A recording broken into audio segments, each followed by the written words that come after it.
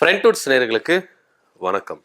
ஒரு மாதம் கிட்ட ஆகியும் இந்த கரூர் சம்பவம் விஜய் காலை மற்றும் சுற்றி சுற்றி சுற்றி வந்து கொண்டே இருக்கு. டெய்லி ஒரு சர்ச்சைகள்ல விஜய் அவர்கள் இந்த கரூர் சம்பவத்திலேயே சிக்கி கொண்டே இருக்கிறார். இதுல இருந்து என்னைக்கு விஜய் வெளியே வர போறாரு அப்படின்ற ஒரு பேச்சுகளும் குழப்பங்களும் தமிழக வெற்றி கழகத்துக்குள்ள இருக்கதான் செய்யுது. இது பொதுவெளியிலேயே வந்து என்ன பண்ணுது, விஜய்க்கு ஒரு அவப்பெயரை உண்டாக்குற விதமாக ஒரு இழிவான செயல் செய்யறாரு விஜய் அவர்கள்.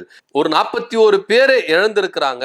ஆனா விஜய் அவர்கள் கொஞ்சம் கூட உணர்ச்சிகளே இல்லாம இந்த மாதிரி விஷயங்களை செய்யலாமா அப்படின்னு சொல்லிட்டு பலதரப்பட்ட மக்கள் விமர்சனங்களை முன்வைக்க தான் செய்யறாங்க. இப்படியா இருக்கும் பொழுதுதான் நிறைய பேர் இந்த இப்போ கரூர்ல 41 பேர் இறந்தாங்கல்ல, அந்த குடும்பங்களை சென்னைக்கு வர வச்சு அவங்கள தனித்தனியா சந்திக்கிறதா விஜய் அவர்கள் திட்டமிட்டு இருந்தார். இந்த சந்திப்புல நிறைய பேர் அவருக்கு ஆதரவாகவும் இருக்கிறாங்க, சில பேர் விமர்சனங்களையும் முன்வைக்கிறாங்க.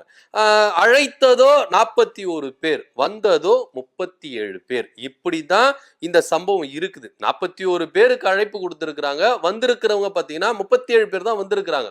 மீதி பேர் வரமாட்டேன் அப்படின்னு சொல்லியிருக்கிறாங்க. இதுல ஒரு குடும்பம் மட்டும், நாங்க வர்றது மாத்திரம் இல்ல, விஜய் அவர்கள் எங்களுக்கு கொடுத்தாருல நிவாரணம் 20 லட்சம், அந்த லட்சத்தையே நாங்க என்ன பண்றோம், கொடுத்துறோம், எங்களுக்கு தேவையில்லை. சோ இந்த 20 லட்சத்தை எதிர்பார்த்தா நாங்க இந்த குடும்பம் இருக்குது, விஜய் அவர்கள் பண்ணது மிக மிக தவறு, ஏன் நேர்ல வரல, நேர்ல வந்து சந்திக்கிறதுல அவருக்கு என்ன அப்படி யூகம் இருக்கு, ஏன் வர மாட்டேங்கிறாரு, அதனால எனக்கு விஜய் அவர்களும் வேண்டாம், விஜய் அவர்கள் கொடுத்த 20 லட்சமும் வேண்டாம் அப்படின்னு அந்த 41 பேர்ல இறந்த ரமேஷ் அவருடைய மனைவி சங்கவி என்ன பண்ணிருக்காங்க, அதிரடியா ஒரு விஷயத்த சொல்லியிருக்கிறாங்க. இது உண்மையா நடந்த ஒரு விஷயம். இது விஜய் அவர்கள் மேல இருக்கிற கோபமோ அப்படியெல்லாம் கிடையாது. விஜய் கரூர்ல வந்து எங்களை சந்திக்கல, அந்த ஒரு கோபம் தான். எனக்கு தனிப்பட்ட முறையில விஜய் பிடிக்கும், விஜய் மேல எங்களுக்கு எந்தவித கோபமும் இல்லை. ஆனா விஜய் செய்த செயல்கள் எங்களுக்கு பிடிக்கல, எங்களை இன்னும் மன வேதனைக்கு உள்படுத்துது. என் கணவரை இழந்து நான் வாழ்றேன், எனக்கு அந்த ஒரு இழப்பு மனவேதனை விட இவரு பண்றாருல ஒரு விஷயம், விஜய் அவர்கள் 20 லட்சத்தை கொடுத்துட்டா நாங்க வாயடிச்சுட்டு போயிருவோமா, 20 லட்சத்தை வாங்கிட்டா எங்களுக்கு அந்த இழப்பை வந்து சரி கட்டிடுமா, விஜய் அவர்கள் 20 லட்சம் கொடுப்பாரு அப்படின்னு நான் எண்ணிட்டு இருந்தோமா, இல்ல கேட்டோமா, அவர் ஏன் நேர்ல ஒரு வார்த்தை, அந்த 20 லட்சம் கூட வேண்டாம் சார், எனக்கு ஒரு வார்த்தை நேர்ல வந்து என்ன பார்த்து விசாரிச்சிருக்கலாம், என் கணவனை இழந்த என்ன நேர்ல பார்த்து விசாரிச்சிருக்கலாமா, நான் உனக்கு துணை நிக்கிறேன், உங்களை எல்லாருமே நான் கரை சேர்த்துறேன், உங்களுக்கு என்ன தேவையோ அதை நான் செய்யறேன்னு.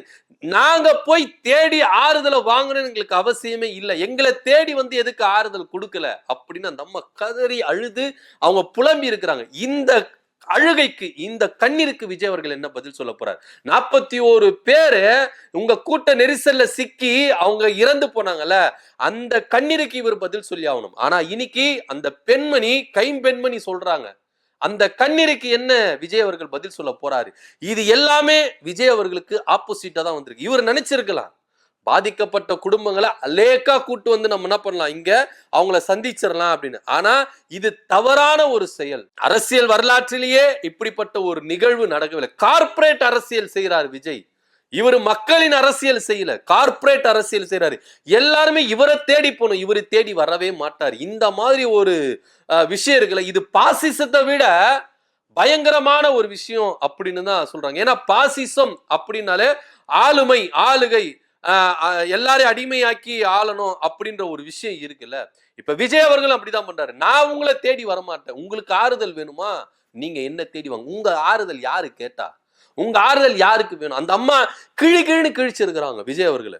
நாங்க தேடி போய் ஆறுதல் வாங்கணும்னு எங்களுக்கு அவசியம் இல்லை சார், அவர் தான் சார் தேடி வந்து எங்களுக்கு ஆறுதல் சொன்ன, ஆறுதல் சொல்லணும் அப்படின்னு விஜய் அவர்களுக்கு முடிவாயிருச்சு, மன்னிப்பு கேட்கணும் அப்படின்னு ஒரு முடிவாயிருச்சு, எங்க காலில் விழுந்து கதறணும் அப்படின்னு விஜய் அவர்களுக்கு முடிவாயிருச்சுன்னா ஏன் அத கரூர்ல எங்களை தேடி வந்து பண்ணல? எங்க வீட்டுல வந்து உட்காரணும் சார், எங்க வீட்டுல வந்து உட்கார்ந்து எங்களை தேடி ஆறுதல் சொல்லியிருக்கணும்.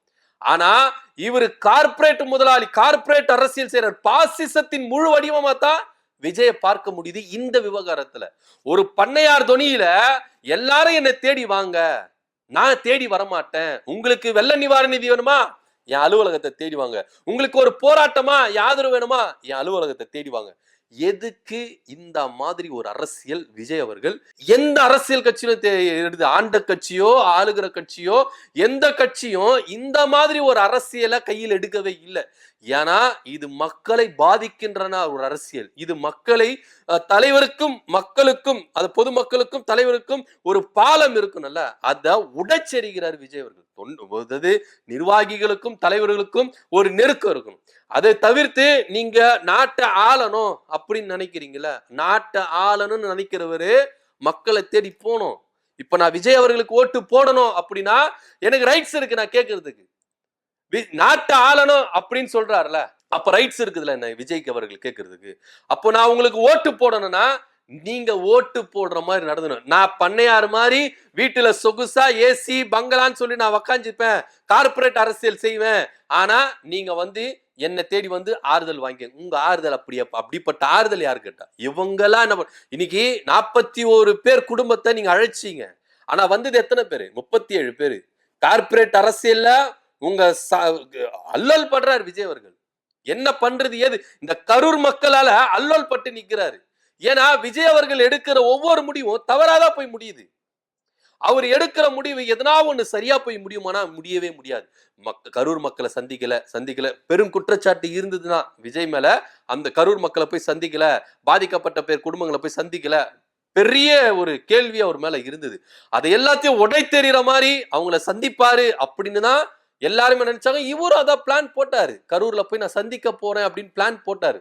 இப்போ இன்னைக்கு என்னமா சொல்றாங்க நிறைய பேரு, இந்த விஜய் கூட இருக்கிறவங்க என்ன விஷயம் ஏது விஷயம்னு புரிஞ்சுக்கிறது இல்ல, தற்குறி மாதிரி பேசிட்டு இருக்காங்க. மண்டபம் கொடுக்க மாட்டாங்க, ஹோட்டல் கொடுக்க மாட்டாங்க. விஜய் நினைச்சா ஒரு மண்டபத்தை அங்க விலைக்கு வாங்கலாம், ஒரு ஹோட்டலே பெரிய ஹோட்டலே விலைக்கு வாங்கலாம்.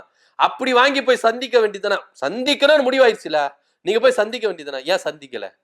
எல்லாரும் கேள்வி கேட்பாங்கல்ல. ஆனா இவருக்கு என்ன தெரியுமா? கார்பரேட் அரசியல், சொகுசான அரசியல். எல்லாரும் என்ன தேடிதான் வரணும், நான் தேடி போக மாட்டேன். எதுக்கு உங்களுக்கு இந்த பயம்? ஏன் இன்னைக்கு பாதிக்கப்பட்ட தன்னுடைய கணவரை இழந்த ஒரு பெண்மணி உங்களை கேள்வி மேல கேள்வி கேட்டு தொலைக்கிறாங்க. இந்த கண்ணீருக்கு என்ன பதில் சொல்ல போறீங்க? இந்த கேள்விக்கு என்ன பதில் சொல்ல போறீங்க? நைசா என்ன பண்ணிட்டாங்க, இறந்து அந்த பெண்மணி சொல்றாங்க, என் கணவர் ரமேஷ் இறந்திருக்கிறாரு, ஆனா என்ன கூப்பிட நான் இது மாதிரி வந்து அகைன்ஸ்ட் பண்றேன், எனக்கு வந்து நேர்ல வந்து சந்திக்கணும். விஜய் கொடுத்த 20 லட்சம் கூட எனக்கு வேண்டாம், நான் திருப்பி அனுப்பிட்டேன். ஆனா எனக்கா பதிலே என்னுடைய கணவர் தங்கையை கூட்டிட்டு போயிட்டு என்ன பண்ணிருக்காங்க. எந்த அளவுக்கு திருட்டுத்தனம் பண்ணிருக்காங்க பாத்தீங்களா? இது மட்டும் இல்ல, இன்னொரு சம்பவம் நடந்திருக்கு. அந்த 41 பேர்ல இறந்து போனவர் மோகன், அவருடைய தந்தை கந்தசாமி, அவர் அனுமதிக்கல, உள்ள அனுமதிக்கல.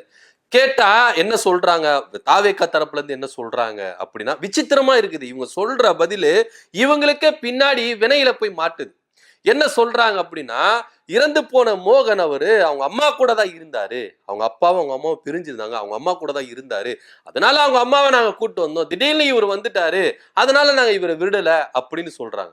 ஆனா இதே மாதிரி 20 லட்சம் கொடுத்தாருல, 41 பேருக்கு போகணும், ஆனா 39 பேருக்கு தான் கொடுத்தாங்க. மீதி 2 பேருக்கு ஏன் கொடுக்கல அப்படின்னா யாருக்கு அனுப்புறதுன்னு தெரியல, அந்த இறந்து போன குழந்தை யாரு கண்ட்ரோல்ல இருந்ததுன்னு தெரியல அப்படின்னு சொல்லிட்டு அவங்களுக்கு அனுப்பவே இல்லை. ஏன்னா நீங்க இப்போ அந்த மோகன், இறந்தவர் மோகனுடைய தந்தையை நீங்க அனுமதிக்கல. கேட்டா அவங்க அம்மா கூட இருந்தாரு, அவங்க அம்மாவை நாங்க அனுமதிச்சிட்டோம், அவங்க அப்பாவை அனுமதிக்கணும்னு எங்களுக்கு அவசியம் இல்லை அப்படின்னு சொல்றாங்க. இதே 20 லட்சத்தை அந்த குழந்தை அவங்க அம்மா கிட்ட தானே இருந்தா, அவங்க அம்மா கிட்ட தானே கொடுக்கணும். எதுக்கு உங்களுக்கு இந்த குழப்பம்? கேள்விகள் வருது இல்ல, இந்த கேள்விக்கு உங்களால பதில் சொல்ல முடியல. அதுக்கப்புறம் அந்த தகப்பனார் போராடி டெத் சர்டிபிகேட்லாம் காட்டி அதுக்கப்புறம் உள்ள அனுமதிக்கப்பட்டிருக்காங்க. இந்த ஒரு விஷயம் இழிவான செயல். எந்த அளவுக்கு கேவலமான வேலை செய்யறாங்க பாத்தீங்களா தமிழக வெற்றி கழகம். ரொம்ப கேவலமான ஒரு அரசியலை செஞ்சுட்டு இருக்கிறது தான் தமிழக வெற்றி கழகம். இந்த மாதிரி எந்த தலைவர்களும் செஞ்சதில்லை. இவங்க எம்ஜிஆரை வந்து ஈக்குவலேஷன் பண்ணிக்கிறாங்க. எம்ஜிஆருக்கு அடுத்தது 67ல 77ல நடந்த மாற்றம் தமிழக வெற்றி கழகத்தினால வரும், எம்ஜிஆருக்கு பதில் நான் அப்படின்றார்ல. எம்ஜிஆர் கூட இந்த மாதிரி ஒரு அரசியலை எடுத்திருக்க மாட்டார். ஆனா விஜய் மக்களை ஏமாற்றுகிறார். மக்களுடைய வரவேற்பை இவர் புறந்தள்ளுகிறார். மக்கள் உங்களை நம்பி வராங்க, உங்களை பார்க்கறதுக்கு வராங்கன்னா அதை நீங்க யூஸ் பண்ணிக்கணும். மிஸ்யூஸ் பண்றாரு. மக்களை முட்டாளா நினைச்சுக்கிட்டு இருக்கீங்களா? 20 லட்சத்தை இப்போ இவர் சுறா படத்துல ஒரு டைலாக் எல்லாம் பேசினார். காசை கொடுத்துட்டா அவங்க பின்னாடி போயிடுவீங்களா? இது உங்க தன்மானத்தை விட்டுட்டு சுயமரியாதை விட்டுட்டு போயிடுவீங்க. இன்னைக்கு என்ன பண்றாரு விஜய் அவர்கள்? சினிமால தான் இந்த டைலாக், நேர்ல எல்லாம் வந்தா அது மாத்திரம் இல்ல, கதறி இருக்கிறாப்புல, எல்லா விஷயத்த கதறி இருக்கிறாப்புல. எதுக்கு உங்களுக்கு இந்த அரசியல்? சினிமால டைலாக் பேசிட்டு வீரவசனம் பேசிட்டு கைத்தட்டி விசில் வாங்கிட்டு அதே நீங்க கொண்டு வந்த இன்னைக்கு நீங்க என்ன பண்றீங்க? காசை கொடுத்துட்டா மக்கள் எல்லாத்தையும் மறந்துடுவாங்கன்னு. இன்னைக்கு அந்த பெண்மணி எதிர்த்து நிக்கிறாங்க பாருங்க. எனக்கு காசு முக்கியம் கிடையாது, தன்மானம் முக்கியம், சுயமரியாதை முக்கியம். நிக்கிறாங்கல்ல, அந்த பெண்ணுக்கு நீங்க என்ன பதில் சொல்ல போறீங்க? இதே விஜய் அவர்களும் தமிழக வெற்றி கழகமும் என்ன பதில் சொல்ல போறாங்க? காசை கொடுத்துட்டா மட்டும் உங்களுக்கு பணிஞ்சு வந்துட மாட்டாங்க. இன்னைக்கு 37 பேர் தான் வந்திருக்கிறாங்க, மீதி பேர் ஏன் வரல? ஏன்னா உங்களுக்கு எல்லாருமே அவங்க அகைன்ஸ்டா இருக்க. நீங்க கொடுத்த காசு முக்கியம் இல்ல, அவங்களுக்கு சுயமரியாதை தன்மானம் முக்கியம். நீங்க உண்மையா இறந்து போன 41 குடும்பத்துக்கு ஆறுதல் சொல்லணும், பாதிக்கப்பட்ட குடும்பத்துக்கு ஆறுதல் சொல்லணும்னா நீங்க தேடி போய் ஆறுதல் சொல்லியிருக்கணும். நீங்க அவங்க வீட்டுக்கு போயிட்டு அவங்களோட ஒருத்தரா உட்கார்ந்து இருக்கணும். தரையில உட்காருங்க. அவங்க வீடு குடிசையோ மாளிகையோ, உள்ள போய் உட்காருங்க. உட்கார்ந்து அவங்களுக்கு ஆறுதல் சொல்லுங்க. ஆட்டோமேட்டிக்கா அவங்க எல்லாருமே உங்களுக்கு ஆதரவா இருப்பாங்க. இன்னைக்கு ஆதரவா இருந்தவங்க எல்லாம் கரூர்ல யாரெல்லாம் விஜய்க்கு ஆதரவா இருந்தாங்களோ அவங்க எல்லாருமே விஜய்க்கு எதிராக எழுப்பி இருக்கிறாங்க. இன்னைக்கு ரமேஷை இறந்த பெண்மணி அவங்க கேள்விக்கு என்ன பதில் சொல்ல போறாங்க? கண்ணீருக்கு என்ன பதில் சொல்ல போறார் விஜய் அவரு? அப்படின்ற ஒரு கேள்விதான் எல்லாரும் முன்னாடி நிற்குது. என்ன நடக்க போகுது அப்படின்ற பொறுத்து இருந்து பார்க்கலாம். எனக்கு விஜய் கொடுத்த 20 லட்சம் முக்கியம் இல்ல. விஜய் ஏன் என்னை பார்க்கல? எங்களை சந்திச்சிருக்கணும், கரூர்ல சந்திச்சிருக்கணும். ஏன் வரல? எங்களுக்கு தன்மானமும் சுயமரியாதை தான் முக்கியம் அப்படின்னு சொல்லிட்டு 20 லட்சத்தை விஜய் முகத்திலே திருப்பி அடிச்சிருக்காங்க. இதை பத்தியோட கருத்து என்ன அப்படின்னு கமெண்ட் பண்ணுங்க. நன்றி, வணக்கம்.